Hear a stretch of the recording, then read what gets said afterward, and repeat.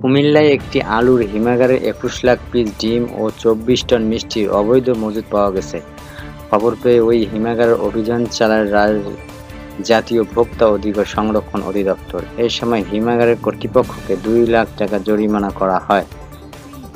শুক্রবার এই সংবাদ বিজ্ঞপ্তিতে তথ্যটি নিশ্চিত করেন ভোক্তা অধিকার কুমিল্লার সহকারী পরিচালক মোহাম্মদ আসাদুল ইসলাম। তিনি জানান, গোপন সংবাদের ভিত্তিতে যেখানে অভিযান চালানো হয়, অভিযানে দেখা যায় সেখানে অবৈধভাবে ২১ লাখ পিস ডিম এবং ৮০০ ড্রাম মিষ্টি ও শিরা মজুত করে রাখা হয়েছে।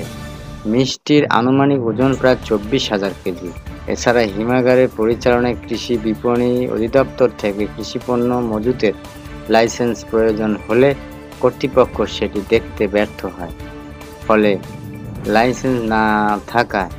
লাইসেন্স না নিয়ে হিমাগারের পরিচালনা এবং অবৈধভাবে বিপুল পরিমাণে ডিম ও মিষ্টি মজুত করার কর্তৃপক্ষকে ভ্রাম্যমাণ আদালতের মাধ্যমে কৃষি বিপণন আইন ২০১৮ ২ ধারার ২ লাখ টাকা জরিমানা করা হয়।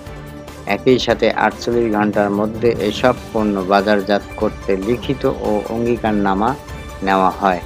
এছাড়া কৃষি বিপণন কর্মকর্তাকে মনিটরিং করে বিষয়টি নিশ্চিত করে প্রতিবেদন দাখিলের নির্দেশ দেওয়া হয়।